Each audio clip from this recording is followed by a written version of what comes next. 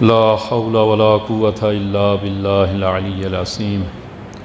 حسبنا الله ونعم الوكيل، نعم المولى ونعم النصير. أعوذ بالله من الشيطان الرجيم. بسم الله الرحمن الرحيم. الحمد لله رب العالمين بارئ الخلائق أجمعين، ثم الصلاة والسلام على حبيبه ونبيه وحافظ سره ومبلغ رسالاته سيدنا ومولانا أبي القاسم محمد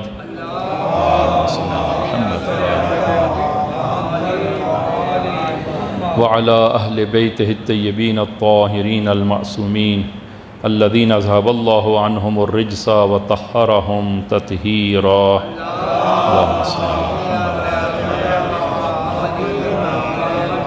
اللهم صل على محمد وآل محمد.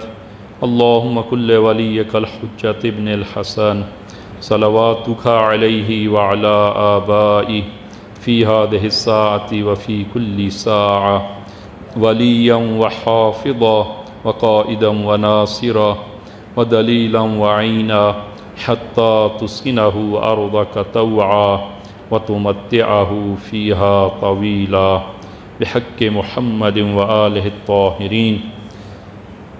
أما بعد، قال الله تبارك وتعالى: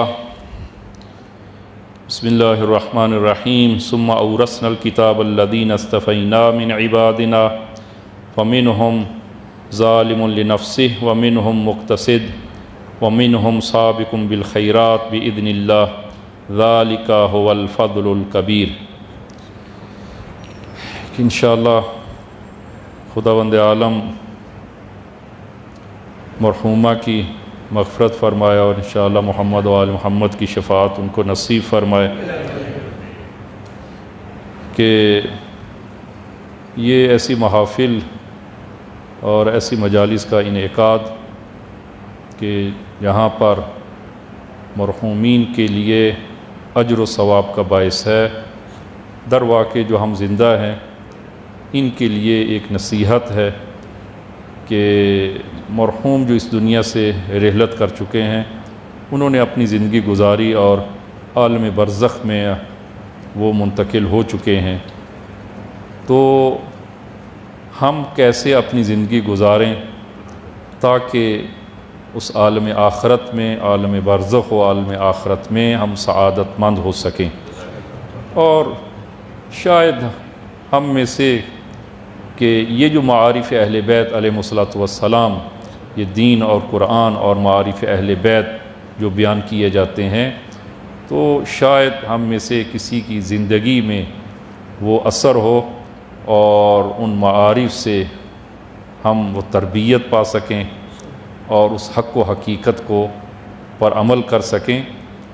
تو انسان جو ہم زندہ ہیں ہمارے لیے بھی باعث سعادت ہے، اور ایسی محافل کی بنا پر اور وجہ سے کہ جو ہم نے ہدایت لی ہے تو وہ مرحوم بھی اس ہدایت میں برابر کا شریک ہوگا.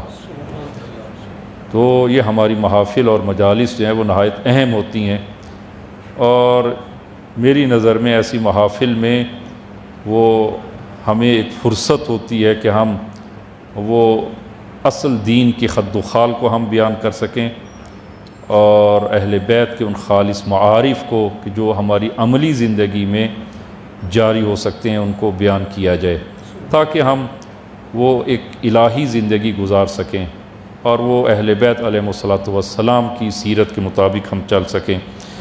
یہ آیہ مبارکہ سورہ فاطر آیہ نمبر 32 کہ ارشاد خداوندی ہوتا ہے: ثم اورثنا الکتاب الذین اصطفیناہ من عبادنا، اور پھر ہم نے اس کتاب کا وارث بنا دیا ان لوگوں کو کہ اور اپنے بندگان میں سے کہ جن کو ہم نے برگزیدہ کیا، جن کا ہم نے انتخاب کیا، ان کو ہم نے اس کتاب کا وارث بنا دیا.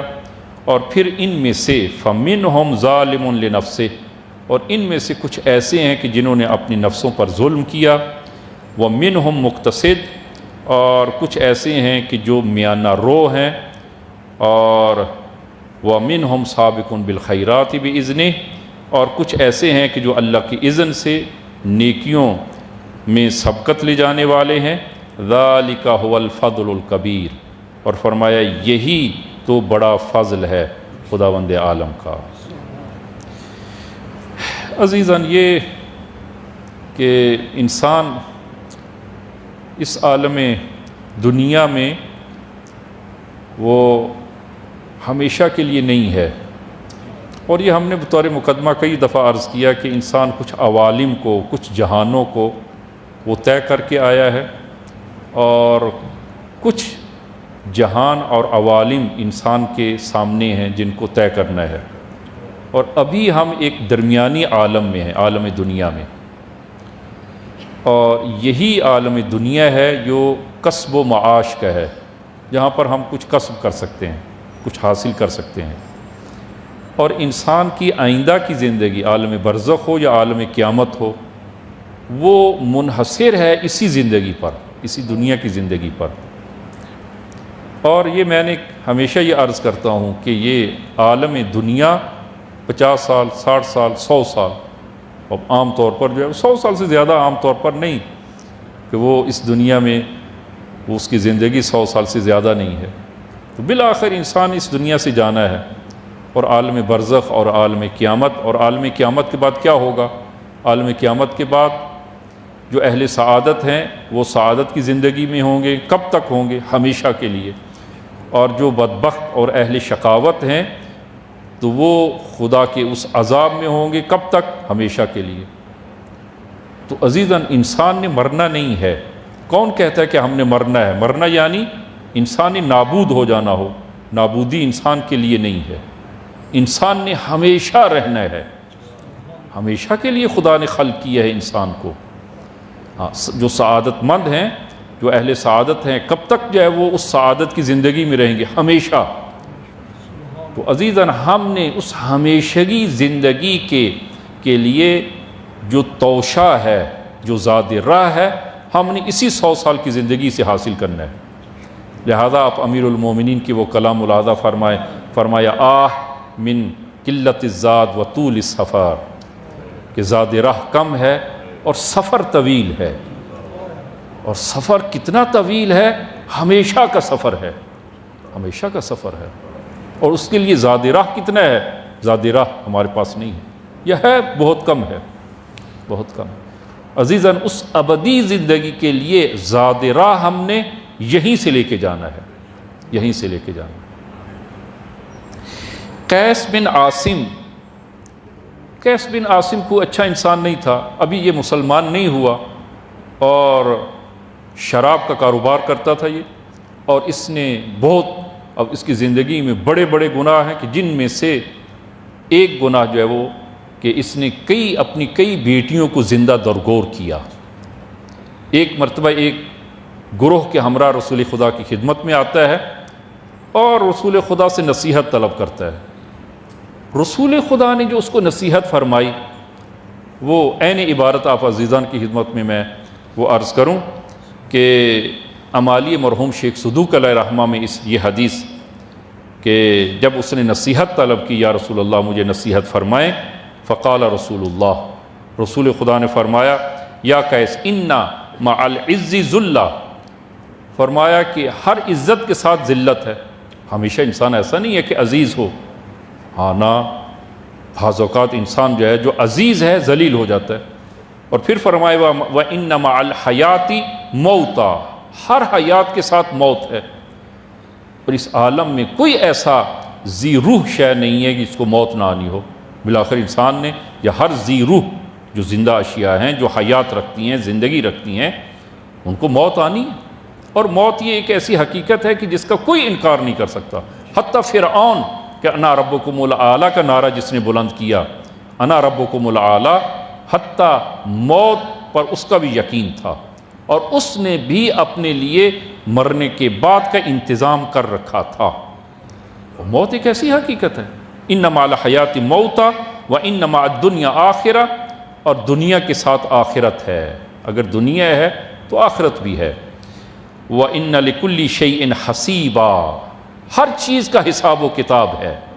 وَعَلَى كُلِّ شَيْءٍ رَقِيبًا، اور ہر چیز پر ایک نگہبان ہے، نگہبان ہے۔ ہمارے اعمال ضبط ہو رہے ہیں، ہمارے اعمال لکھے جا رہے ہیں، اس کی فلم برداری اس کی ہو رہی ہے، اور قیامت کے دن وہ سارے اعمال مجسم ہو کر انسان کے سامنے آ جائیں گے۔ فَمَن يَعْمَلْ مِثْقَالَ ذَرَّةٍ خَيْرًا يَرَهُ وَمَن يَعْمَلْ مِثْقَالَ ذَرَّةٍ شَرًّا يَرَهُ، جو ذرا برابر نیکی کرے گا قیامت میں اس کو بھی دیکھ لے گا، جو ذرا برابر بدی کرے گا قیامت کے دن اس کو بھی دیکھ لے گا۔ اور یہ عزیزاً یہ مثقال ذرۃ، یہ جو قرآن میں ہے فَمَن يَعْمَلْ مِثْقَالَ ذَرَّةٍ، یہ مثقال ذرہ کسے کہتے ہیں؟ مفسرین نے اس کو لکھا ہے کہ مثقال ذرہ، کہ اگر وہ پرانے ہمارے گھر جو ہیں، گھروں میں چھوٹا سا روشن دان تاکہ روشنی جو ہے وہ وہاں سے آئے، تو ایک باریک سا سوراخ اگر چھت سے نیچے ہو تو دھوپ اگر نکلی ہو تو آپ دیکھیں گے کہ اس لائٹ میں، روشنی میں باریک باریک ذرات جو ہے وہ ہوا میں معلق ہیں، ان میں حرکت ہے، اور وہ اسی روشنی میں نظر آتے ہیں۔ اور اگر وہ روشنی نہ ہو تو ابھی آپ دیکھیں اس فضا میں آپ کو ذرات نظر نہیں آتے، لیکن اگر وہ خاص روشنی جو ہے وہ وہاں وہاں آئے تو اس صورت میں وہ آپ دیکھیں گے کہ وہ باریک ذرات معلق ہیں۔ اس کو کہتے ہیں مثقال ذرہ، مثقال ذرہ۔ عزیزان قیامت کا دن، قیامت بڑی دقیق ہے، بڑی دقیق۔ فَمَن يَعْمَلْ مِثْقَالَ ذَرَّةٍ، جو ذرا برابر، وہ اس مثقال ذرہ، اس کے برابر جو نیکی کرے گا قیامت کے دن اس کو بھی دیکھ لے گا، وہ بھی اس کے سامنے ہوگی۔ فَمَن يَعْمَلْ مِثْقَالَ ذَرَّةٍ شَرًّا يَرَهُ، جو ذرا برابر اس مثقال ذرہ کے برابر بدی کرے گا اس کو بھی دیکھ لے گا۔ اور ابھی وقت نہیں ہے کہ میں وہ اس ضمن میں بڑے لطیف مطالب ہیں کہ یہی مثقال ذرہ قیامت کے دن ممکن ہے کہ ایک پہاڑ کی شکل اختیار کر جائے، اچھائی بھی برائی بھی، قیامت کے دن ایک پہاڑ کی شکل اختیار کر لے۔ انسان دیکھ کے کہے گا کہ نہ یہ میرا عمل نہیں ہے، اس کو بتایا جائے گا یہ تیرا ہی عمل ہے، لیکن یہ تیرا عمل پرورش پانے کی صورت میں بڑا ہو گیا۔ اور کیسے بڑا ہوتا ہے، میں اس کی ایک مثال فقط جب عرض کروں عزیزاً، مثلاً فرض کریں انسان نے ایک غیبت کی ہے، ایک لگائی بھجائی کی ہے، ایک چغل خوری کی ہے، کسی کی چغلی کھائی ہے۔ عزیزاً ممکن ہے اس ایک چغلی سے، ایک غیبت سے، ایک چغلی سے کیا ہو کہ وہ چغلی کھانے سے دوسرے کو علم ہوا، اس نے آ کر اس کے ساتھ لڑائی کی، اس کے ساتھ لڑائی جھگڑے میں ایک قتل ہو گیا۔ عزیزاً کہاں سے اس کی ابتدا ہوئی؟ ایک چغلی سے۔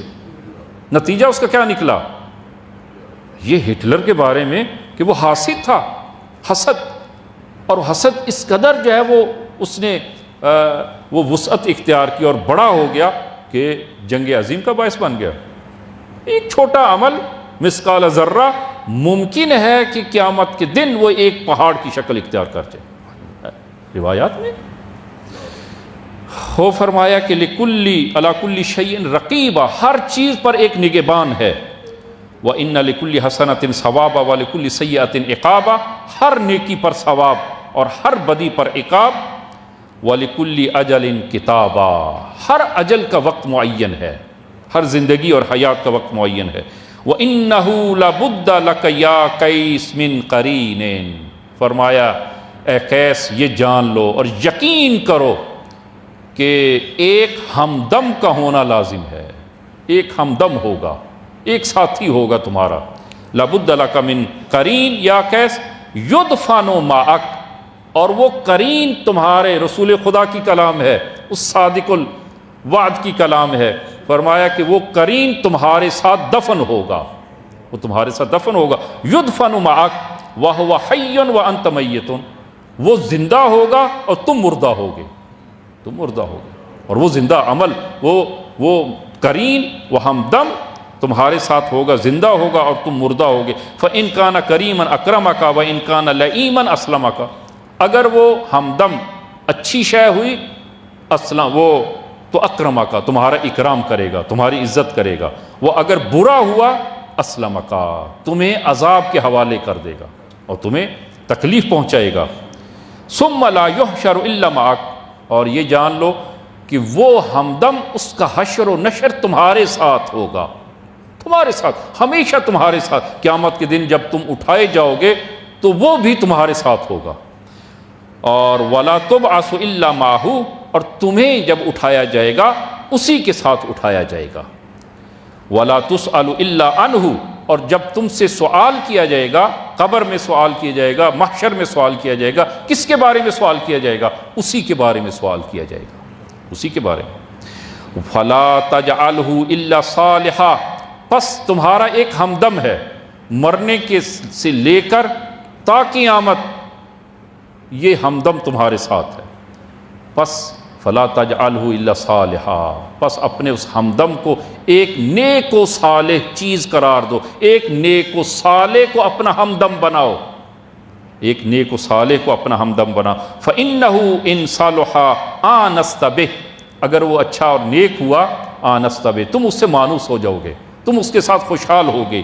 وَإِن فَسَدَ لا تستوحش الا منہ، اور اگر وہ برا ہوا، سب سے زیادہ وحشت اگر کسی چیز سے ہوگی کیا برزخ میں، قیامت میں، اسی سے ہوگی جو تمہارے ساتھ ہے، اسی سے تمہیں خوف اور تمہیں ڈر ہوگا، اسی سے۔ اور پھر آخر میں رسول خدا فرماتے ہیں وہ تمہارا ہمدم جو تمہارے ساتھ ہوگا، تم اس کے ساتھ محشور ہوگے، اس کے ساتھ اٹھائے جاؤ گے، اسی کے بارے میں سوال ہوگا، اسی سے ڈرو گے، اسی سے مانوس ہوگے۔ وہ کیا؟ وَهُوَ فِعْلُكَ، وہ تمہارا عمل ہے، وہ تمہارا فعل ہے۔ عمل عزیزان، عمل، یہ عمل انسان جو بجا لاتا ہے، چاہے چھوٹا ہو یا بڑا ہو، عزیزان یہ وہ بحث ہے قیامت میں، وہ تجسم اعمال، یہی ہمارا عمل قیامت کے دن وہ ایک متناسب شکل اختیار کرے گا اور انسان کے سامنے ہوگا، انسان کے ساتھ ہوگا۔ تجسم اعمال، یہ عمل انسان کے ساتھ ہوگا۔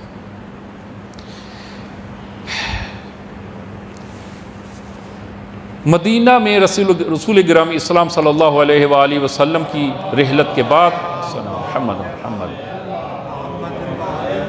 شخص جو ہے وہ مدینہ میں آتا ہے اور نہایت پریشان ہے، غمگین ہے، اور رسول خدا کی رحلت کے بعد جو حالات پیش آئے امیر المومنین کے ساتھ، اور وہ تو ان حالات کے پیش نظر مدینہ میں آیا، نہایت غمگین ہے، افسردہ ہے، دعا کی روز رسول پہ جا کر، قبر رسول پہ جا کر کہ یا رسول اللہ، رسول خدا کو واسطہ قرار دیا کہ خدایا میں غمگین ہوں، مجھے کوئی ایک وہ انیس اور ہمدم چاہیے جو میرے ساتھ گفتگو کرے، میرے دل کا درد ہلکا ہو، میرے دل کا درد ہلکا ہو۔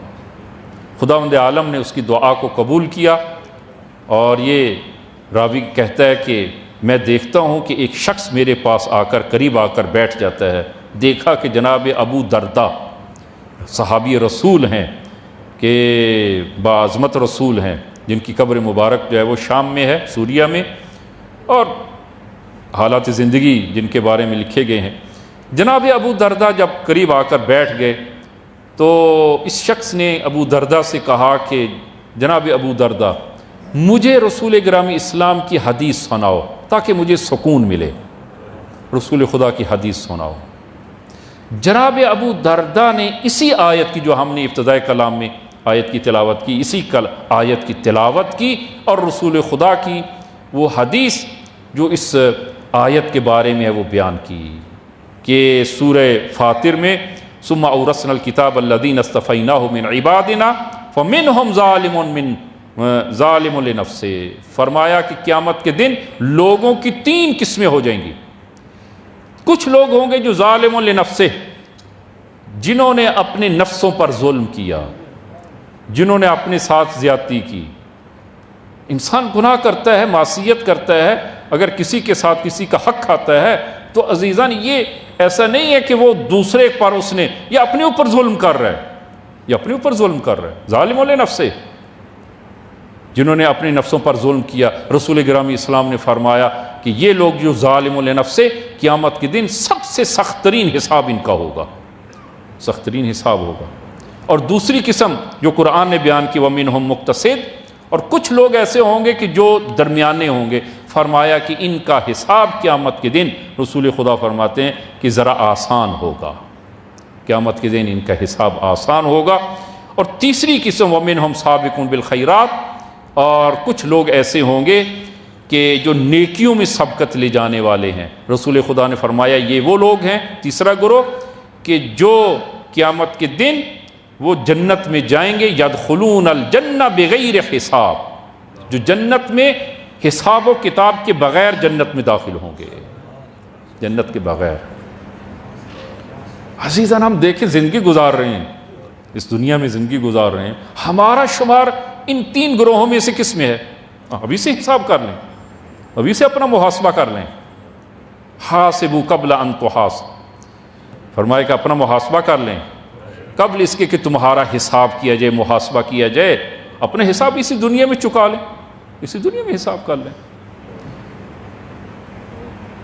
میں عرض کروں کہ یہ تیسرا گروہ کی جو فرمایا کہ جو یدخلون الجنہ بغیر حساب، جو جنت میں بغیر حساب کے داخل ہوں گے۔ حساب کتاب ہے لیکن ان کا حساب کیسے نہیں ہے؟ عزیزاً یہ وہ لوگ ہیں کہ جنہوں نے اپنا حساب دنیا میں ہی بے باک کر لیا، دنیا میں بے باک کر لیا۔ اور اس حدیث کو آپ ملاحظہ فرمائیں کہ اس مطلب کی توضیح اور وضاحت کے لیے حدیث جو ہے وہ امام زین العابدین صلوات اللہ وسلام علیہ سے یہ حدیث محمد ان رسول اللہ صلی اللہ علیہ وآلہ، رسول گرامی اسلام سے نقل کیا امام زین العابدین نے کہ اذا کان یوم القیامہ کہ ابنت اللہ لطائفۃ من امتی اجنحہ، فرمایا جب قیامت کا دن ہوگا میری امت میں سے ایک گروہ، کچھ لوگ ایسے ہوں گے کہ جن کو خداوند عالم دو پر عنایت کرے گا۔ ہاں وہ حقیقت اب کیا ہے اس کی وہ خدا جانتا ہے کہ انبت اللہ لطائفۃ من امتی اجنحۃ، خداوند عالم ان کو میری امت میں سے ایک گروہ ایسا ہوگا کہ جن کو خداوند عالم جنت میں دو پر عنایت کرے گا۔ وہ قیامت میں جب اٹھایا جائے گا دو پر عنایت کرے گا۔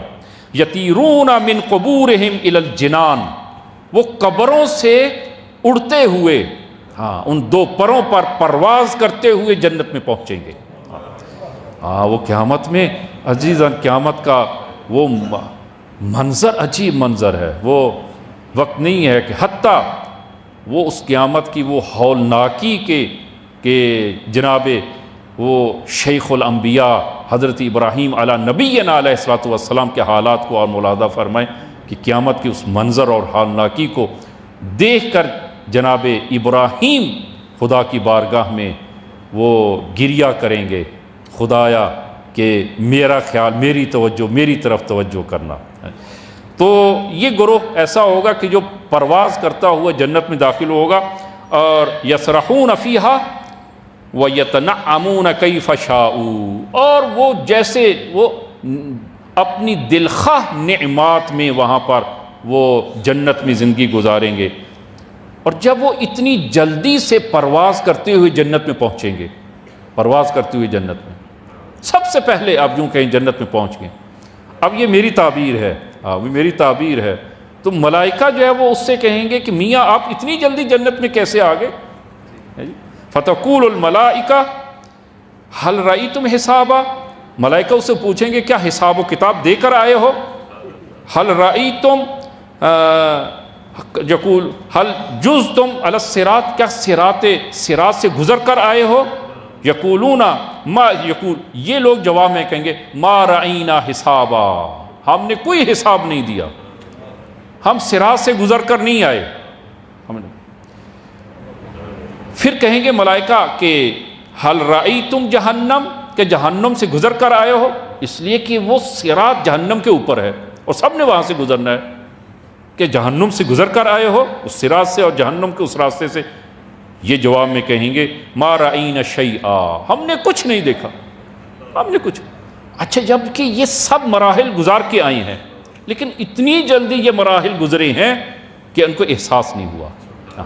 ہاں یہ اسی طرح ہے کہ آپ ایک تیز ترین وہ جہاز کے ذریعے آپ جو ہے وہ سفر کریں تو آپ جو ہے وہ جب پہنچیں کسی تو اگر آپ سے کوئی پوچھے کہ آپ فلاں فلاں شہر کو سے گزر کر آئیں گے، آپ کہیں گے نا مجھے تو نہیں معلوم، ہم نے تو کوئی شہر نہیں دیکھے، جبکہ وہیں سے گزر کے آئے ہیں، لیکن اتنی جلدی سے آپ سفر کر رہے ہیں کہ انسان کو احساس نہیں ہے۔ خب یہ بھی اسی طرح یہ کہیں گے ما رأینا شیئا فتقول الملائکہ من امتی من انتم، یہ تو بتاؤ تم کس امت سے ہو؟ کس امت سے ہو؟ فیقولون من امت محمد صلی اللہ علیہ وآلہ وسلم اللہم صلی علی محمد وآل محمد۔ ہم رسول خدا کی امت ہیں۔ پھر یہ ملائکہ پوچھیں گے نشہدناکم اللہ، ہم تمہیں خدا کی قسم دیتے ہیں، حدثونا ما کانت اعمالکم فی الدنیا، یہ بتاؤ کہ دنیا میں تمہارے اعمال تھے کیا، تم نے کیا کیا کہ یہ پرواز کرتے ہوئے سب سے پہلے جنت میں پہنچ گئے ہو؟ یہ جواب میں کہیں گی خصلتان، دو خصلتیں ہمارے اندر، دو صفات تھیں، دو صفات تھیں۔ پہلی کون سی دو صفات؟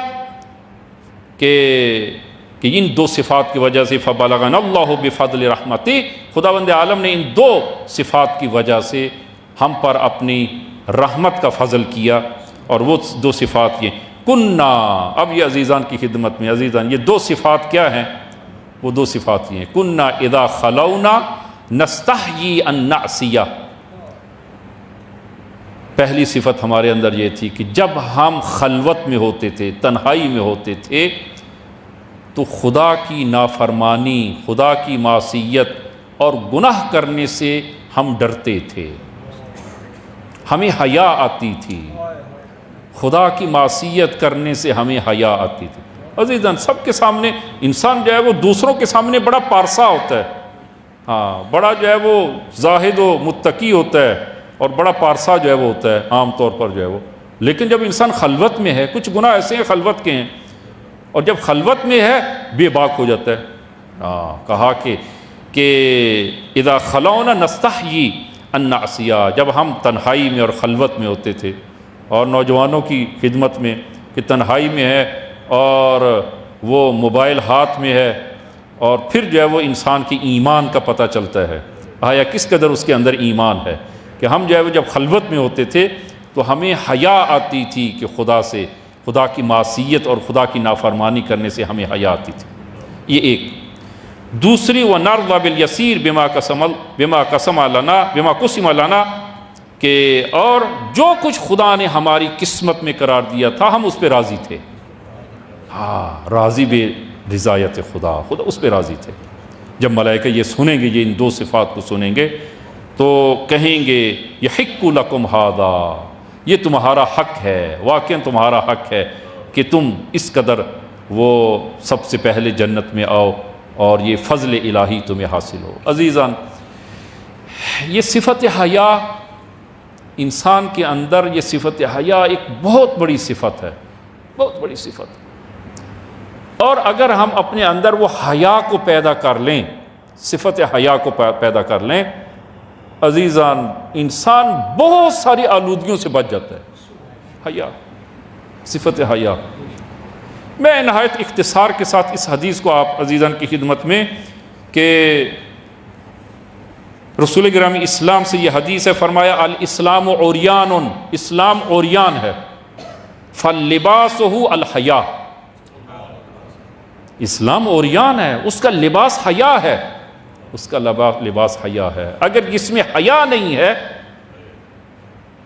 اس کا اسلام بھی ایسا ہی ہے، اس کا اسلام ایسا ہے۔ الاسلام عریان فلباسہ الحیا وزینتہ الوقار، اور اسلام کی زینت وقار ہے، انسان مومن صاحب وقار ہوتا ہے، ذی وقار ہے مومن۔ ومروتہ العمل، اور اس کی مروت وہ عمل ہے، وعمادہ الورع، اور اسلام کا عماد اور ستون وہ کیا ہے؟ ورع ہے، کیونکہ خیمہ ستون کے بغیر ممکن نہیں ہے قائم ہو۔ فرمایا کہ یہ ورع، تقوی، وہ تقوی سے اگلا مرحلہ ہے ورع کا، ورع جو ہے وہ عماد ہے دین کا۔ اور پھر فرمایا وَلِكُلِّ شَيْءٍ أَسَاسٌ وَأَسَاسُ الْإِسْلَامِ حُبُّنَا أَهْلَ الْبَيْتِ، ہر چیز کی ایک اساس ہے، اور فرمایا اسلام اور دین کی اساس ہم اہل بیت کی محبت ہے، محبت ہے۔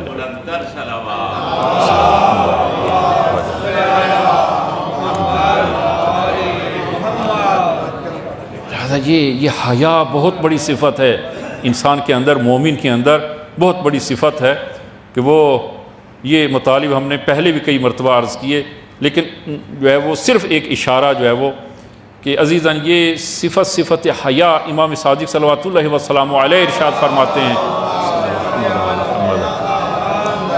فرمایا الحیاء خمسۃ انواع، حیا کی 5 قسمیں ہیں، 5 قسمیں حیا کی۔ پہلا حیاء ذنب، حیاء ذم، وہ عرض کرتا ہوں۔ وہ دوسرا حیاء تقصیر و حیاء کرامت و حیاء حب و حیاء ہیبت، یہ 5 قسمیں حیا کی۔ اور پھر اس کے جو ہے وہ جو اہل ہیں اس حیا کے، یہ جو مراتب حیا ہیں اور جو اس کے اہل ہیں، ہر جو ہے وہ اہل کے آگے مراتب ہیں، وہ مراتب ہیں۔ حیاء ذم، گناہ، انسان کے سامنے گناہ پیش آتا ہے، اور اگر انسان میں حیا ہوتا ہے تو وہ پھر انسان گناہ نہیں کرے گا، اور انسان جب گناہ کرتا ہے تو حیا نہیں ہوتا اس میں، اس وقت حیا نہیں ہوتا۔ اور روایات ہیں، میں اپنی طرف سے عرض نہیں کر رہا ہوں، روایات ہیں رسول گرامی اسلام سے روایات ہیں، اسی طرح جو ہے وہ امام صادق سے روایات ہیں کہ جب کوئی مومن جو ہے، جب مومن جو ہے وہ جب گناہ کرتا ہے، البتہ رسول گرامی اسلام نے کچھ چیزوں کے نام لیے، اور فلاں گناہ کہ جب وہ خلاف عفت گناہ کوئی کرتا ہے تو اس کے اندر وہ ایمان ختم ہو جاتا ہے اور اس سے ایمان کو نکال لیا جاتا ہے۔ جس طرح کہ انسان اپنے بدن سے لباس کو اتارتا ہے، اسی طرح اس سے ایمان کو اتار لیا جاتا ہے، اس میں ایمان باقی نہیں رہتا۔ جب مومن گناہ کرتا ہے وہ روح ایمان سے خالی ہو جاتا ہے، روح ایمان اس میں باقی نہیں رہتی جب تک توبہ نہ کرے جب تک۔ لہذا پس جو ہے وہ اس میں ایمان نہیں ہے، اس میں حیا نہیں ہے، معصیت کا ارتکاب جو ہے وہ کرتا ہے۔ لیکن اگر انسان میں حیا ہے اور خدا سے حیا کرتا ہے اور رسول خدا اور اہل بیت سے حیا کرتا ہے، خوب اس صورت میں وہ انسان وہ گناہ کا ارتکاب وہ نہیں کرتا، اس لیے کہ حیا ہے، اسے خدا کا حیا ہے، اسے رسول خدا اور اہل بیت کا حیا ہے، لہذا گناہ میں ارتکاب نہیں کرتا۔ اب اس واقعے کو آپ ملاحظہ فرمائیں، یہ خدا پر ایمان اور خدا سے حیا، آپ ملاحظہ کریں کہ کس قدر اہم ہے کہ جناب عبداللہ ابن عمر یہ کچھ لوگوں 2-4 افراد کے ہمراہ کہیں سفر میں اور راستہ گم کرنے کی صورت میں ایک بیابان میں بھوکے اور پیاسے ہیں، وہاں پر دیکھا کہ ایک چوپان اور گڈریا کچھ بھیڑ بکریاں وہاں بیابان میں وہ چرا رہا ہے۔ اس کے پاس پہنچتے ہیں، کہا کہ ہم پیاسے بھی ہیں بھوکے بھی ہیں، ہمیں پانی پلاؤ۔ خوب اس کے پاس جو کچھ تھا، کچھ پانی تھا، کچھ بھیڑ بکریوں کا دودھ تھا، وہ اس نے پیش کیا اور یا وہ ان کو پانی پلایا۔ کہا کہ ہم بھوکے ہیں اور ایک بھیڑ بکری آپ ہمیں وہ اگر کباب کر دیں تاکہ ہماری بھوک ختم ہو۔ کہا کہ نہ، یہ نہیں کر سکتا۔ کیوں؟ اس لیے کہ یہ بھیڑ بکریاں میری نہیں ہیں، یہ مالک کی ہیں، میں تو غلام ہوں اور فقط جو ہے وہ مالک کی بھیڑ بکریوں کو یہ بیابان میں لے کے آتا ہوں۔ تو پوچھا کہ مالک کو بھیڑ بکریوں کی تعداد کا علم ہے؟ کہا کہ نہیں، علم نہیں۔ تو کہا اچھا ہوا، ہم آپ کو پیسے بھی دیتے ہیں، کچھ درہم و دینار دیتے ہیں، تم جب ایک بھیڑ بکری کباب کرو اور ہمیں دو۔ مالک کو علم نہیں ہوگا اور تمہاری جیب میں پیسہ بھی آئے گا، مال بھی آ جائے گا اور مالک کو علم بھی نہیں ہوگا۔ یہ باتیں جب کیں، اس نے کہا کہ درست، مالک نے میرے اوپر اعتماد کیا ہے، اس کی بھیڑ بکریوں کی تعداد کتنی ہے، کتنے بچے انہوں نے جنے ہیں، مالک کو علم نہیں ہے، اس کا حساب کتاب میرے پاس ہے، مالک کو علم نہیں ہوگا۔ فَأَيْنَ اللَّهُ، خدا کا کیا کروں، خدا کو تو علم ہے، حیا، خدا سے حیا۔ فَأَيْنَ اللَّهُ، خدا تو ہے، خدا کو تو معلوم ہے۔ عزیزاً، یہ ایسا حیا، یہ حیاء ذم، گناہ کے مقابل میں انسان میں، مومن میں حیا ہو۔ دوسرا ہے حیاء تقصیر۔ حیاء تقصیر گناہ نہیں ہے، اور ممکن ہے انسان کا کوئی وظیفہ بھی نہ ہو کہ حتماً جو ہے وہ اس چیز کو انجام دے، نہ، لیکن انسان پھر بھی اپنے آپ کو مقصر سمجھتا ہے، یعنی قصوروار سمجھتا ہے۔ اور حیا کرتا ہے، حیا کرتا ہے۔ یہ حدیث امام حسن صلوات اللہ وسلام علیہ سے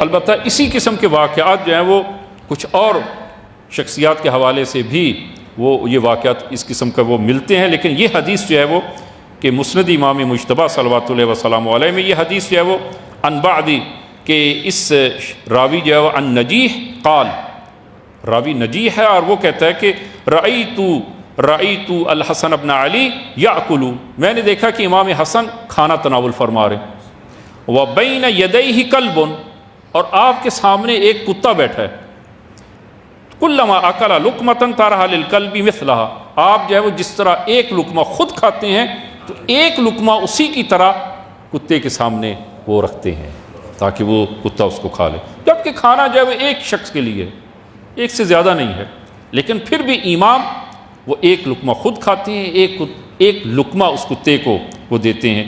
فقلت له یا ابن رسول اللہ الا ارجم هذا القلب، یا ابن رسول اللہ آپ اجازت دیں تو اس کتے کو میں دور بھگا دوں۔ فرمایا کہ قال دعہ، فرمایا چھوڑ دو اس کو، اس کے حال پہ چھوڑ دو، یہ جملہ۔ پھر آپ نے فرمایا انی لاستحیی من اللہ عز وجل ان یکون ذو روح ینظر فی وجہی وانا آکل ثم لا اطعمہ، فرمایا کہ مجھے خدا سے شرم آتی ہے، حیا آتی ہے کہ ایک ذی روح میرے سامنے بیٹھا، ایک حیوان ذی روح میرے سامنے بیٹھی ہو چیز، اور میں کھانا کھاؤں اور وہ میری طرف نگاہ کرے اور میں اس کو کوئی چیز نہ دوں، مجھے خدا سے حیا آتی ہے۔ عزیزاً ممکن ہے کہ یہ طعام کھانا ایک شخص کے لیے ہے، ایک سے زیادہ نہیں ہے، آیا اس کا وظیفہ ہے کہ وہ حتماً جو ہے وہ یہ اس حیوان کو دے؟ نہ، وظیفہ نہیں ہے، لیکن فرمایا مجھے خدا سے حیا آتی ہے ایک حیوان میری طرف نگاہ کرے اور میں خود کھانا کھاؤں اور میری طرف نگاہ کرے اور وہ بھوکا رہے، مجھے خدا سے حیا آتی ہے۔ یہ عزیزاً ہے، یہ حیا تقصیر، انسان اپنے آپ کو سمجھتا ہے کہ نہ، کہ اگر میں نے یہ کام نہ کیا تو میں قصوروار ہوں گا، حیا، یہ چیز حیا باعث بنتی۔ تیسرا حیا کرامت، حیا کرامت تاریخ سے اہل بیت کی آپ وہ روایات سے آپ ملاحظہ کریں، حیا کرامت، امیر المومنین بازار کوفہ میں جاتے ہیں، 2 لباس خریدتے ہیں، ایک 5 درہم کا، ایک 3 درہم کا، 3 درہم کا لباس خریدا اور خرید کر کمبر آپ کے ہمراہ ہے تو آپ نے وہ 5 درہم والا لباس کمبر کو دیا۔ کمبر نے عرض کیا کہ یا امیر المومنین، آپ یہ مہنگا لباس آپ خود اپنے لیے رکھیں اور اپنے لیے اس کا لباس بنوائیں، اس لیے کہ آپ امیر المومنین ہیں اور یہ مہنگا لباس اپنے لیے قرار دیں۔ فرمایا اے کمبر، وہ بعض نقل کے مطابق یہ ایک جواب دیا، کمبر تم جوان ہو، میں بوڑھا ہوں، اور قیمتی لباس جوان کے بدن پر زیبا ہے۔ اور بعض نقل کے مطابق امیر المومنین فرماتے ہیں اے کمبر، مجھے خدا سے حیا آتی ہے کہ میں اپنے لیے قیمتی لباس کو اختیار کروں اور دوسرے کے لیے ایک کمتر اور ادنا لباس کو اختیار کروں، مجھے خدا سے حیا آتی ہے۔ یہ حیا کرامت، حیا کرامت۔ اور حیا حب، حیا محبت، حیا محبت، اس کو بھی حدیث سے ملاحظہ کریں۔ امام زین العابدین بیت اللہ میں، اللہم صلی علی محمد و آل محمد، امام بیت اللہ میں طواف میں مشغول ہیں، اور راوی جو نقل کرتے امام کے ہمراہ ہے کہ آپ طواف میں مشغول ہیں کہ اتنے میں عبد الملک مروان جو حاکم تھا اس وقت، وہ اپنے آپ کو جو خلیفہ، وہ حاکم بنی امیہ کے، یا وہ عبد الملک مروان، یہ بھی بیت اللہ میں حرم میں داخل ہوتا ہے۔ مدینہ کے حاکم نے امام زین العابدین کے ایک یا گھر مکان کو یا ایک باغ کو غصب کیا تھا، ظلماً غصب کیا اور واپس نہیں کیا اس نے کیا۔ راوی کہتا ہے کہ میں نے امام کی خدمت میں عرض کی یا ابن رسول اللہ، یہ ایک اچھا موقع ہے کہ آپ طواف میں ہیں، عبد الملک مروان خلیفہ بھی وہ طواف میں آ گیا ہے، آپ اس حاکم کی شکایت کریں اور وہ اپنا باغ واپس لے لیں، اور یہاں اس موقع پر، اس جگہ پر وہ آپ کی شکایت سنے گا اور آپ کا باغ یا آپ کا مکان واپس کر دیں گے، وہ حاکم سے واپس لے دے گا۔ جواب سنیں گے ہم امام زین العابدین نے کیا جواب دیا؟ فرمایا، اس شخص کو فرمایا کہ مجھے یہاں پر بیت اللہ میں طواف کے دوران خدا سے شرم اور حیا آتی ہے کہ میں اپنے لیے دنیا کا مطالبہ کروں، تو کیا میں عبد الملک مروان سے اس مقام پر اپنے مکان کا مطالبہ کروں؟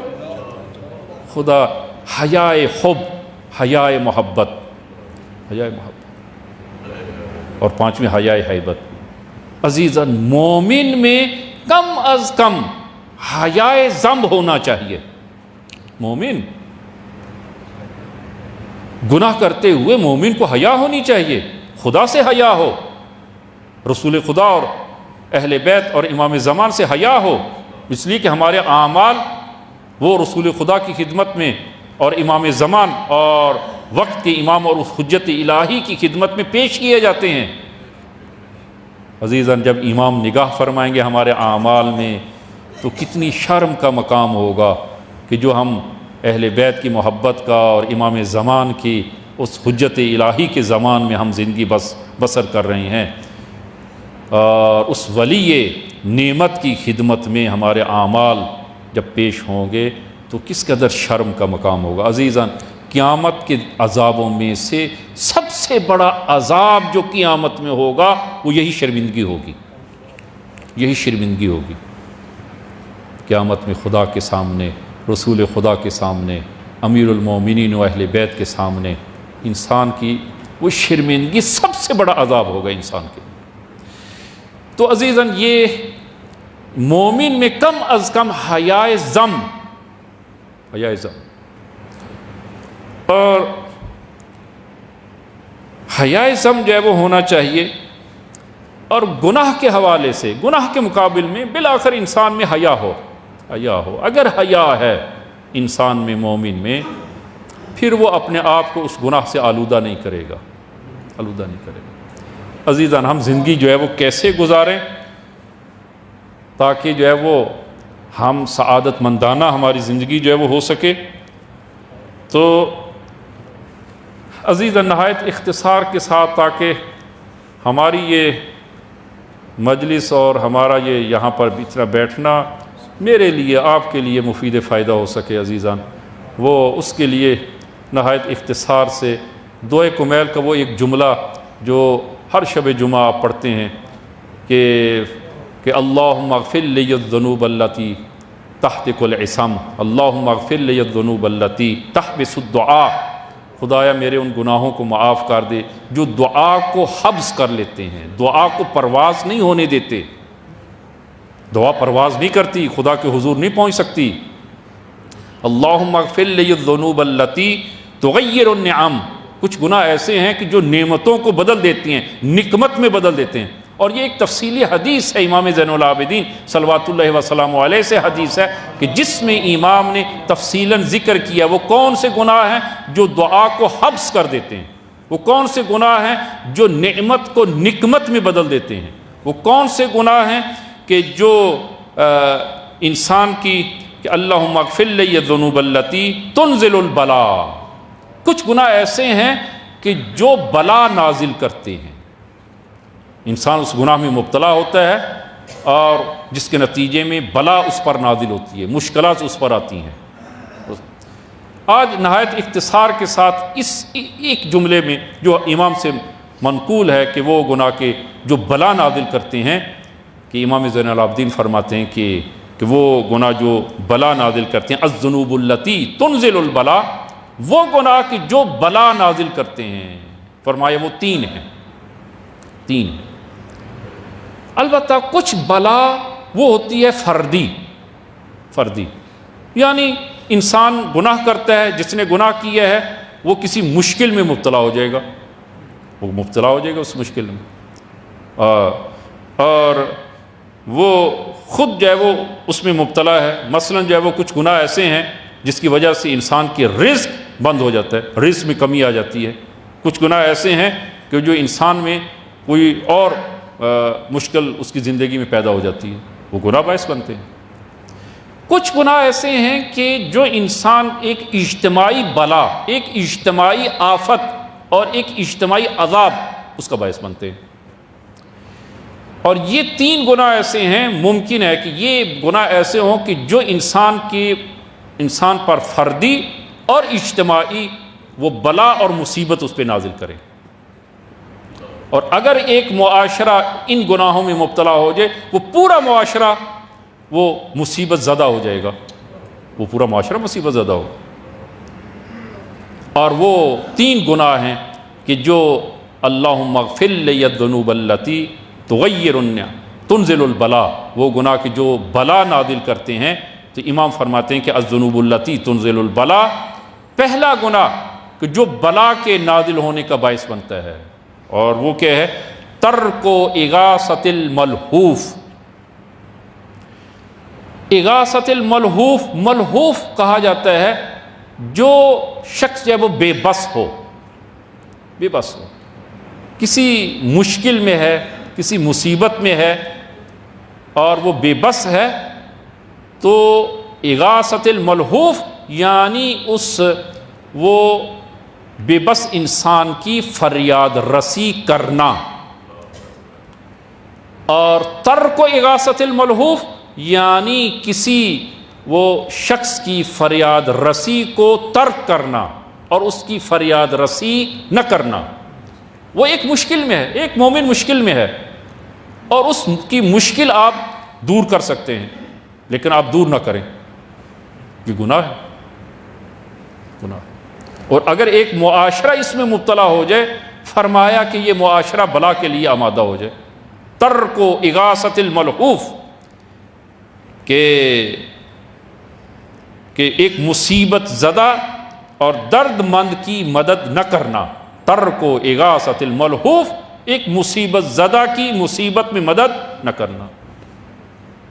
فرمایا کہ اگر جو ہے وہ کوئی ایسا شخص ایسے گناہ میں مبتلا ہو جائے، یہ ایک معاشرہ اس گناہ میں مبتلا ہو جائے، وہ بلا کے لیے آمادہ ہو جائے، بلا نازل ہوگی۔ میں 1-2 مثالیں جو ہیں وہ، تاکہ یہ مطلب جو ہے وہ ہمارے لیے وہ واضح ہو سکے کہ ایک مرتبہ ایک بوڑھا شخص رسول گرامی اسلام کی خدمت میں حاضر ہوتا ہے، اور اس کا بیٹا بھی ہمراہ ہے، جوان بیٹا، بوڑھا باپ، رسول خدا کی خدمت میں حاضر ہوتے، یا رسول اللہ، میں نے اپنی زندگی میں محنت کی، مزدوری کی، کمایا، ان بچوں کی تربیت کی ہے، ان کو پالا ہے، اب یہ بچے جوان ہیں، میں بوڑھا ہو گیا ہوں اور میں کام کرنے کے قابل نہیں ہوں، میں کام نہیں کر سکتا، بوڑھا ہو چکا ہوں، اور یہ میرا بیٹا وہ میری مشکل کو یا رسول اللہ وہ پورا نہیں کرتا، یا رسول اللہ میں کہاں سے کھاؤں، کہاں سے پہنوں، میرے پاس تو آمدنی کے ذریعہ نہیں ہے، اور یہ ماشاءاللہ وہ اس کے پاس آمدنی ہے، اس کے پاس حیوانات ہیں، اس کے پاس باغات ہیں، اور یہ میری مدد کر سکتا ہے لیکن نہیں کرتا، یا رسول اللہ میں کیا کروں، اس سے فرمائیں کہ یہ میری مدد کرے۔ رسول خدا نے فرمایا اس جوان سے کہ جوان اپنے باپ کی مدد کیوں نہیں کرتے، اور یہ باپ یہ واجب النفقہ ہے تمہارے لیے، صلہ رحمی واجب ہے، اور خصوصاً ماں باپ اگر جو ہے وہ کمانے کے قابل نہیں ہیں تو اس صورت میں صلہ رحمی واجب ہے، واجب النفقہ ہے انسان کے لیے، اور یہ اگر تم انفاق کرو گے اپنے ماں پر اور باپ پر انفاق کرو گے، اس صورت میں یہ ان پر احسان نہیں ہے، یہ تمہارا فرض ہے، اس کو پورا کرو۔ اس نے وعدہ کیا، ٹال مٹول سا کیا اس نے۔ رسول خدا نے فرمایا کہ اس مہینے اس دفعہ میں دیتا ہوں، اور اگلے ماہ سے تم جو ہے وہ اپنے باپ کو انفاق کرو، ان کے اخراجات کو پورا کرو۔ وعدہ کیا، چلے گئے، اگلے ماہ پھر وہ بوڑھا آیا، یا رسول اللہ، اس نے کچھ نہیں دیا، پھر نہیں کیا۔ رسول خدا نے پھر اس جوان سے کہا، اس نے پھر جو ہے وہ ایک گول سا جواب دیا، اور جب وہاں سے وہ چلے گئے، رسول خدا نے فرمایا کہ بہت جلد یہ جوان تباہ ہو جائے گا، بہت عزیزاً۔ تین چیزیں وہ انٹرنیشنل ہیں، یوں کہیں، وہ اس میں کوئی قید نہیں ہے، 3 چیزیں اسلام میں، دین میں، ایک صلہ رحم، احسان بالوالدین، صلہ رحم یہ اس میں کوئی قید نہیں ہے، چاہے ماں باپ مسلمان ہوں مومن ہوں صلہ رحم لازم ہے، چاہے حتیٰ والدین وہ کافر ہوں مشرک ہوں صلہ رحم پھر بھی لازم ہے، صلہ رحم پھر بھی ہے، چاہے مسلمان ہو مومن ہو منافق ہو مشرک ہو کافر ہو، صلہ رحم ماں باپ کے ساتھ صلہ رحم۔ اور یہ حدیث امام زین العابدین صلوات اللہ وسلم علیہ صلی اللہ علیہ محمد کافی جلد نمبر 2 میں من سرہ ان یمد اللہ فی عمرہ وان یبسط اللہ لہ فی رزقہ، جو شخص یہ چاہتا ہے کہ اس کی عمر طولانی ہو اور اس کا رزق وسیع ہو، اور یہ 2 چیزیں ہر انسان چاہتا ہے، عمر بھی طولانی ہو اور اس کا رزق بھی وسیع ہو، سب چاہتے ہیں۔ رسول خدا فرماتے ہیں کہ اس کا نسخہ جو ہے وہ رسول خدا نے فرمایا ہے، اس کا نسخہ یہ میں ہے، عمل یہ ہے، یہ عملیات اگر کرنا چاہ رہی یہ عمل کریں کہ من سرہ ان یمد اللہ فی عمرہ وان یبسط لہ فی رزقہ، جو چاہتا ہے کہ اس کو عمر طولانی ہو اس کا رزق جو ہے وہ وسیع ہو، وہ کیا کرے؟ 2 نقل ہوئی ہیں، 2 طرح کی نقل ہے۔ ایک نقل کے مطابق فرمایا فَلْيَصِلْ رَحِمَهُ، وہ صلہ رحم کرے، ایک دوسری نقل میں فَلْيَبِرَّ وَالِدَيْهِ، وہ اپنے والدین کے ساتھ بر اور نیکی کرے۔ اگر پہلے نسخے کو روایت کو لیں وہ فَلْيَصِلْ رَحِمَهُ، وہ صلہ رحمی کرے، ماں باپ ہوں صلہ رحمی، بہن بھائی ہوں صلہ رحمی، جو قریبی رشتہ دار ہیں بھائی بہن چچا ماموں خالہ پھوپھی، یہ صلہ رحمی میں وہ تمام کے تمام صلہ رحمی میں آتے ہیں، اور خصوصاً والدین صلہ رحمی میں۔ تو پہلی چیز جو عام ہے جس میں کافر ہو مومن ہو مشرک ہو وہ صلہ رحم ہے۔ دوسری چیز فرمایا کہ ادائے امانت، اگر کسی نے آپ کے پاس کوئی چیز امانت رکھی ہے، فرمایا کہ اس کو چاہے مسلمان نے رکھی ہو ادا کرو، کافر نے رکھی ہے ادا کرو، مشرک نے آپ کے پاس امانت رکھی ہے اس کو ادا کرو۔ یہ نہیں ہے کہ وہ مشرک ہے لہذا اس کا مال اس نے امانت آپ کے پاس رکھا ہے اس کو کھا جائے، وہ تو مشرک ہے لہذا میرے لیے اس کا مال کھانا جائز ہے، نا، امانت اگر ہے اس کو ادا کرو چاہے وہ مسلمان یا کافر ہو۔ تیسرا فرمایا کہ وفا بعہد، اگر کسی سے عہد کیا ہے اس کو پورا کرو، چاہے مسلمان ہو کافر ہو مشرک ہو، جس سے عہد کیا ہے اس عہد کو پورا کرو، اس عہد کو پورا کرو۔ لہذا عزیزاً یہ کہ پہلی چیز جو ہے وہ اغاثۃ الملحوف جو ہے وہ کہ کسی کی فریاد رسی کرنا، اور خصوصاً جو ہے وہ انسان کے جو قریبی ہیں ان کے ساتھ جو ہے وہ کہ وہ وقت زیادہ نہیں رہا کہ میں 1-2 چیزیں جو ہے وہ فقط آپ عزیزان کی خدمت میں کہ گناہوں کے آثار میں سے جناب مرحوم شیخ محدث قمی کہ جن کی آپ مفاتیح الجنان جو ہے وہ ایک کتاب ان کی مفاتیح ہے اور بہت ساری کتابیں، اور ان میں سے ایک سفینۃ البحار ہے جو آپ نے 20 سالوں میں لکھا ہے، 20 سال کی زحمت سے وہ سفینۃ البحار کو جو ہے وہ لکھا، اور اس میں کلمے ریش یا اور شین، ریش وہ کہا جاتا ہے پرندوں کے وہ جو پر ہیں کہ پر سے وہ بعض کا جو ہے اس کو نوچا جائے تو وہ ایک وہ بعض کا جو ہے وہ لوگ ٹوپی میں لگا لیتے ہیں، وہ ایک اس کو ریش کہا جاتا ہے، کہ اس ضمن میں اس واقعے کو نقل کرتے ہیں۔ بنی اسرائیل میں ایک شخص جو ہے وہ نہایت عابد و زاہد، عبادت میں مشغول، اور یہ شخص جو ہے وہ عبادت میں مشغول ہے کہ اس کے 2 بچوں نے کیا کیا کہ ایک پرندے کو پکڑا اور اس کے پر نوچنا شروع کیے۔ اس نے جو ہے وہ دیکھ کر اعتنا نہیں کی اور اپنی عبادت میں مشغول ہے، اعتنا نہیں کی۔ جب خدا کا عذاب آیا وہ عابد و زاہد بھی اس عذاب میں ہلاک ہو گیا۔ جب ہلاک ہوا تو اس دور کے نبی نے کہا کہ خدایا وہ تو عابد و زاہد تھا، وہ بھی اس عذاب میں ہلاک ہوا، تو وحی ہوئی اس دور کے نبی پر اور فرمایا کہ اس نے ایک ظلم ہوتا دیکھا، اور وہ نطف ریشن کہ اس نے جو ہے وہ ایک پرندے پر ظلم ہوتا دیکھا، اور وہاں پر اس نے اعتنا نہیں کی، خاموشی کی، لہذا وہ بھی اس عذاب میں ہلاک ہو گیا۔ فریاد رسی نہیں کی اس نے۔ لہذا عزیزاً اغاثۃ الملہوف، پہلا جو ہے وہ کسی درد مند کی، مصیبت زدہ کی مدد کرنا، اور اگر نہیں کرتا خوبی صورت میں جو ہے وہ بلا کے لیے آمادہ رہے، تنزل البلا، اس پر جو ہے وہ بلا نازل ہوتی ہے۔ اور اس قصے کو آپ ملاحظہ فرمائیں کہ امام زین العابدین صلوات اللہ وسلام علیہ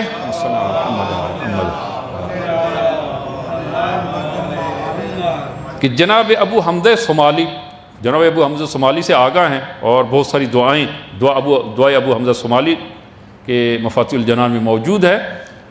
ابو حمزہ صومالی کی یہ امام زین العابدین کے وہ اصحاب الخاص میں سے تھے، جو چند انگشت شمار اصحاب تھے، ان میں سے جناب ابو حمزہ صومالی ہیں۔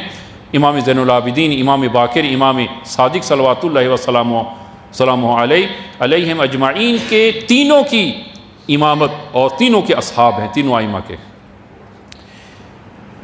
جمعہ کے دن نماز فجر بجا لانے کے بعد امام زین العابدین مسجد سے باہر نکلے، ابو حمزہ صومالی امام کے پیچھے ہے۔ امام نے ابو حمزہ سے فرمایا کہ جانتے ہو آج کیا دن ہے؟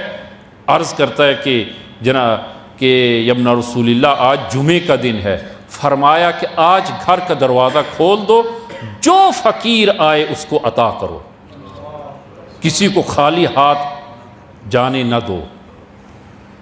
جناب ابو حمزہ عرض کرتے ہیں ابن رسول اللہ کہ یہ حدیث کے الفاظ ہیں کہ لیس کل سائل مستحقا، ابن رسول اللہ ہر سائل حقدار نہیں ہوتا، آج کل بھی ہے، ہر سائل حقدار نہیں ہے۔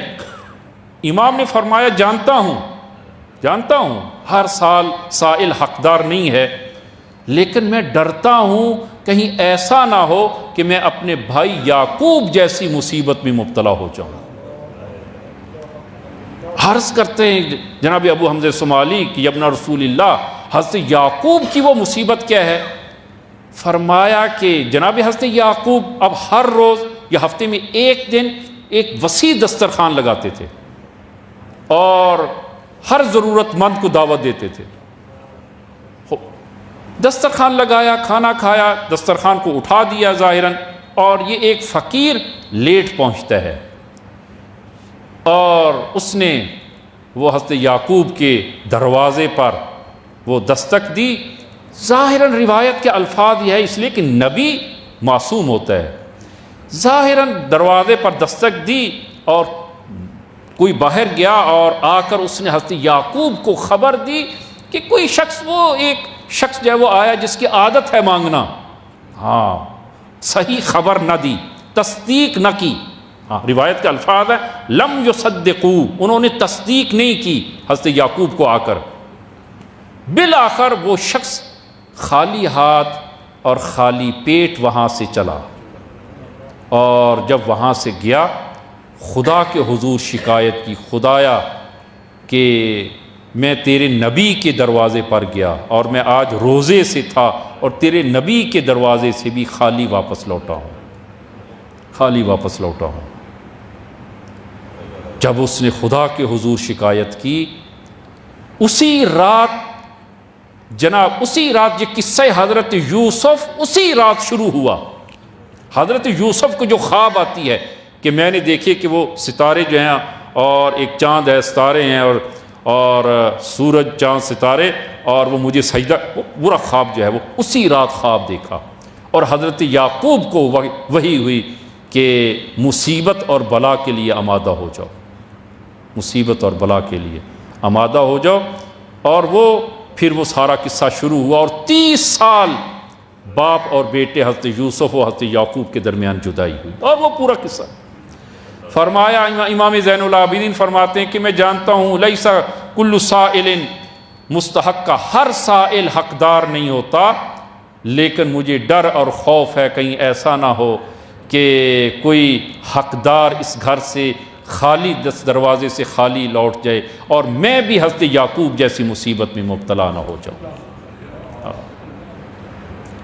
اغاثت ترک اغاثت الملحوف، کہ اغاث ملحوف جو ہے وہ کسی وہ اس کی مدد نہ کرنا، اور کہ یہ ایک دوسرا گناہ فقط فہرست ہے، وہ عرض کرتا ہوں کہ ترک اغاثۃ المظلوم، کسی مظلوم کی اعانت اور مدد کو ترک کرنا، مظلوم کی مدد نہ کرنا۔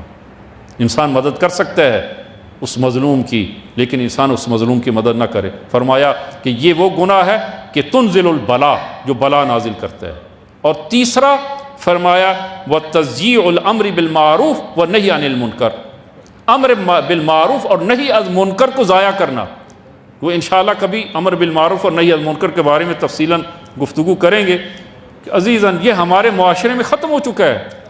حتیٰ باپ اولاد کو امر بالمعروف اور نہی از منکر نہیں کرتا، باپ اولاد کے ڈر سے، اولاد کے خوف سے امر بالمعروف نہیں کرتا، نہی از منکر نہیں کرتا۔ اور اس امر بالمعروف اور نہی از منکر کو ترک کرنے کے نتائج اور جو برے اثرات ہیں ہم معاشرے میں ہم دیکھ رہے ہیں، وہ برے اثرات میں ہم مبتلا ہیں سب کے سب۔ ترک اغاثۃ اعانت المظلوم، عزیزاً کہ مظلوم کی اعانت اور مدد کو ترک کرنا۔ فقط جو ہے وہ ایک دو جملے آپ عزیزان کی وہ خدمت میں کہ سب سے بڑے مظلوم عزیزاً سید الشہداء حضرت ابا عبداللہ علیہ السلام ہیں، سب سے بڑے مظلوم ہیں کہ جب آپ اس سفر میں مکہ سے کوفہ کے اس سفر میں تھے، دو بھائی چچا زاد بھائی ملاقات کی آ کر امام کے ساتھ، اور امام کو سلام کیا۔ عبداللہ بن کہ ان میں سے ایک شخص جو ہے کہ عبداللہ عمر ابن قیس مشرقی، اور دوسرا اس کا چچا زاد۔ امام نے فرمایا کہ میں جن حالات میں ہوں کیا میری مدد کرو گے؟ اس نے عرض کیا کہ ابن رسول اللہ کہ میں عیالدار ہوں، انی رجل کثیر العیال، میری اولاد ہے اور میرے ذمہ کچھ امانتیں ہیں۔ عزیزان کیا امام حسین عیالدار اور اولاددار نہیں تھے؟ امام بھی اولاددار تھے۔ یہ عذر نہیں ہے، ابن رسول اللہ میری اولاد ہے اور میں اولاد کی سرپرستی کرنا چاہتا ہوں اور میں آپ کی مدد نہیں کر سکتا۔ دوسرے نے یہی بہانہ کیا۔ امام نے وہاں پر ایک جملہ فرمایا فانطلقا حتی لا تسمع واعتی، فرمایا کہ پھر دور چلے جاؤ کہ اگر میرے اس استغاثے کو سن لو اور میری مدد نہ کی تو قیامت تک کے لیے ہمیشہ کے لیے جہنمی ہو جاؤ گے۔ انسان مدد نہیں کی۔ دوسرا یہ ہرثمہ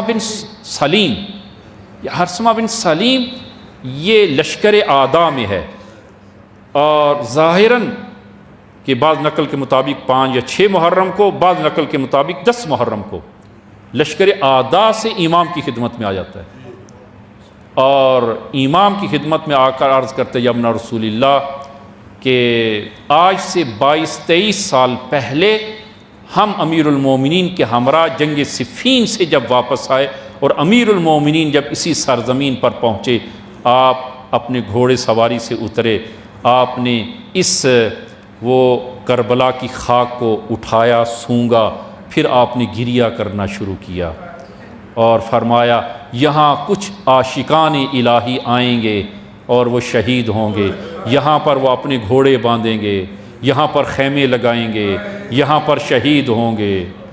امام نے خبر دی، اور ابن رسول اللہ ہرثمہ کہتا ہے کہ آج میں دیکھ رہا ہوں وہ عاشقان الہی اس طرف نہیں ہیں، وہ ادھر ہیں، وہ عاشق الہی آپ ہیں۔ امام نے فرمایا اب تم خود آئے ہو تو کیا میری مدد کرو گے؟ کہا کہ ابن رسول اللہ نہیں، میں واپس جاؤں گا۔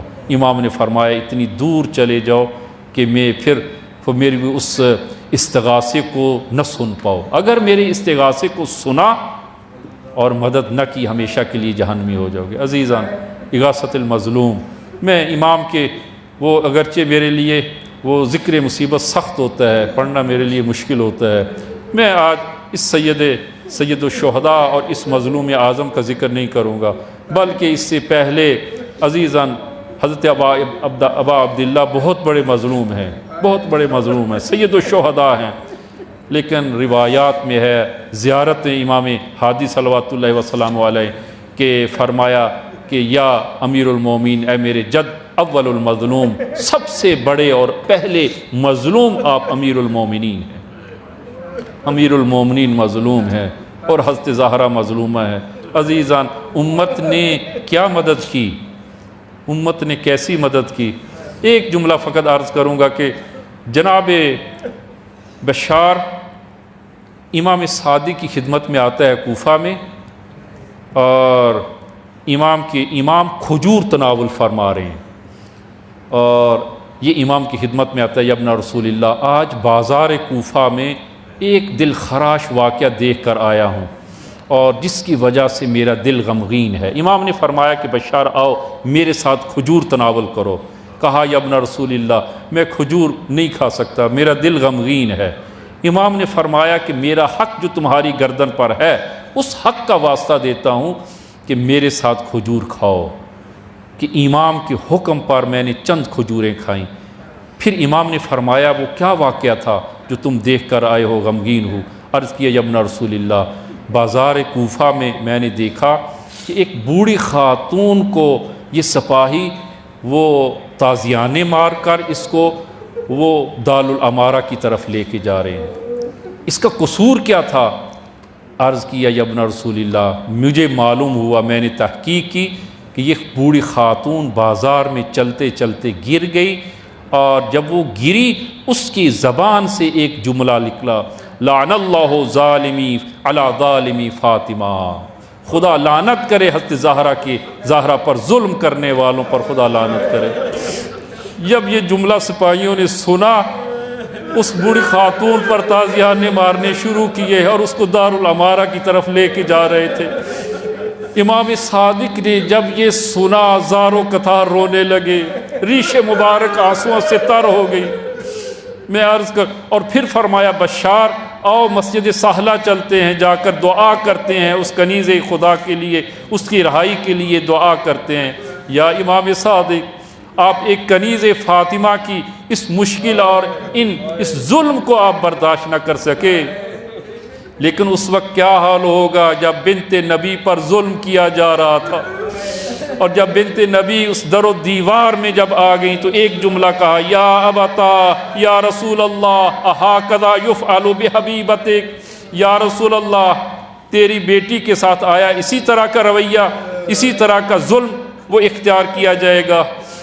عزیزاً، امیر المومنین بہت بڑے مظلوم ہیں، بہت بڑے مظلوم ہیں، اور حضرت زہرا کی اس مظلومیت کے حوالے سے امیر المومنین مظلوم ہے۔ امیر المومنین غیرت اللہ ہیں، اور عزیزاً یہ غیرت اللہ، یہ وہ امیر المومنین کہ جس کو جنگ خیبر و خندق کو اور کسی جنگ میں امیر المومنین، کوئی جنگ بھی امیر المومنین کو نہ گرا سکی، لیکن چند مقامات ایسے ہیں کہ جہاں پر یہ غیرت اللہ اور یہ امیر المومنین جو کسی جنگ میں نہ گرے، امیر المومنین چند مقامات پر گر گئے۔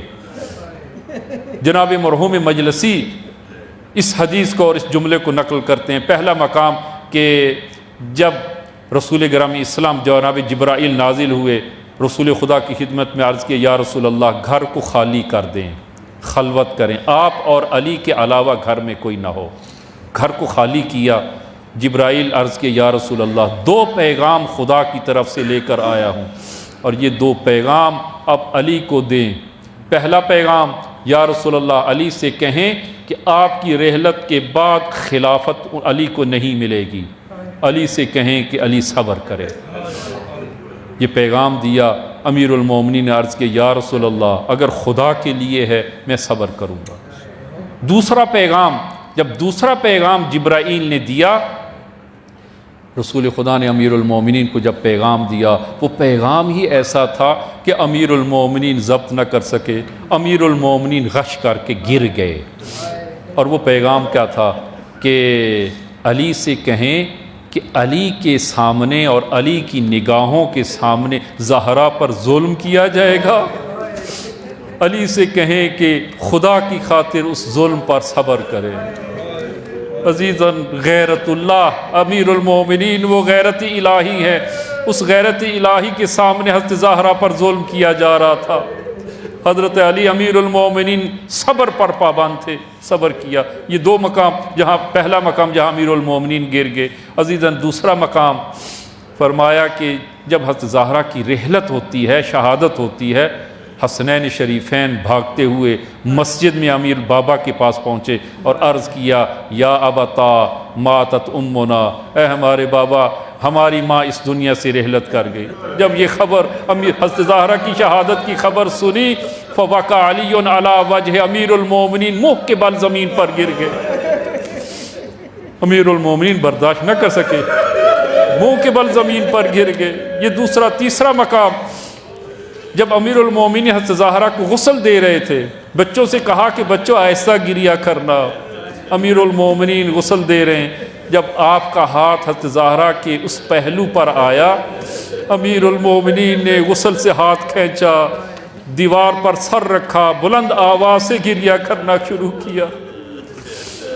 چوتھا مقام جب امیر المومنین نے حضرت زہرا کو دفن کیا، قبر کی مٹی کو برابر کیا، قبر کی مٹی کو برابر کرنے کے بعد امیر المومنین نے اپنا چہرہ اور اپنے رخسار حضرت زہرا کی قبر پر رکھے، فوضع خدہ علی التراب، آپ نے اپنا چہرہ حضرت زہرا کی قبر پر رکھا اور ایک جملہ کہا۔ عزیزاً امیر المومنین سے یہ ایک جملہ کہیں اور نہیں آپ نے فرمایا کہ لیت ابن ابی طالب مات قبلنا، مات قبلو، کاش علی اس سے پہلے مر جاتا، علی اس سے پہلے مر جاتا۔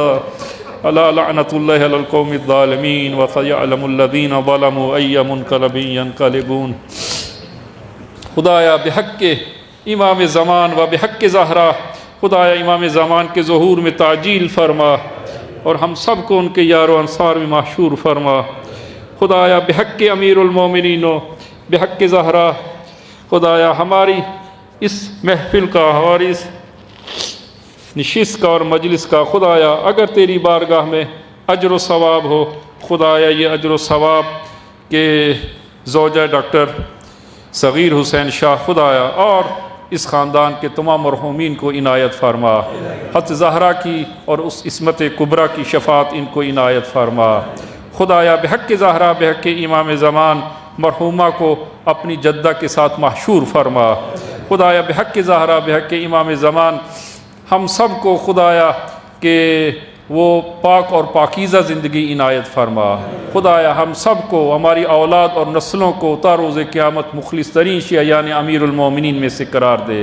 خدایا ہم سب کا خاتمہ بالایمان فرما، ہم سب کا خاتمہ اہل بیت کی محبت پہ فرما، اور قیامت کے دن ہم سب کو باب الحسین سے وارد بہشت فرما۔ خدایا زندگی میں بھی ایسی زندگی کہ جس میں تیری رضایت ہو اور اہل بیت علیہ الصلوۃ والسلام کی رضایت ہو، ایسی پاکیزہ زندگی ہم سب کو عنایت فرما۔ خدایا بحق زہرا بحق امام زمان تمام عزیزان جو یہاں تشریف فرما ہے، خدایا بحق امیر المومنین و بحق زہرا، خدایا سب کو اجر و ثواب عنایت فرما۔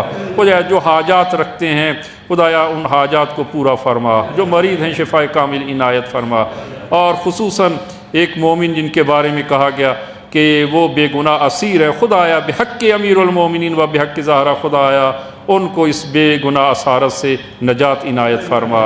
اللہم صلی علی محمد و آل محمد وعجل فرجہم، تمام مرحومین کے لیے، مرحوم و مرحومات کے لیے، اور بالاخص زوجہ ڈاکٹر صغیر حسین شاہ کے لیے۔ فاتحہ۔ بسم اللہ الرحمن الرحیم، الحمدللہ الرحمن الرحیم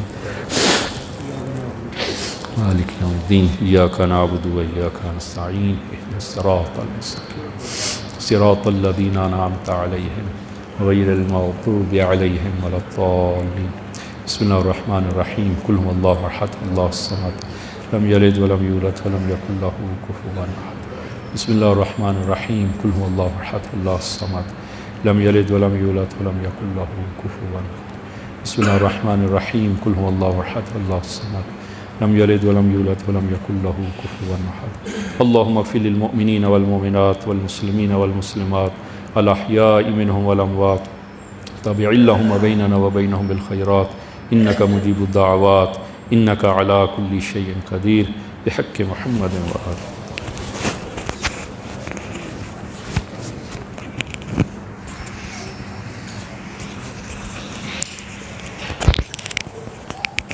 متوجہ برائے زیارت۔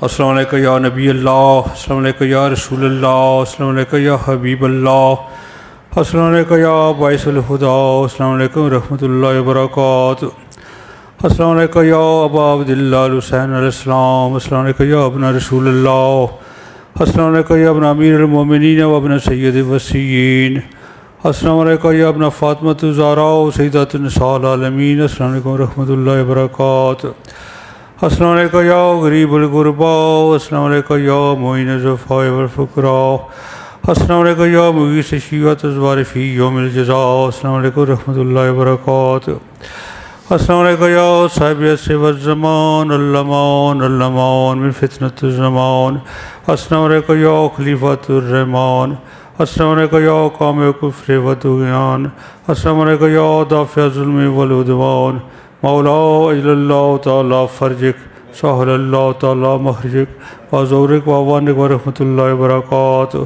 اللہم صلی علی محمد و آل محمد وعجل فرجک۔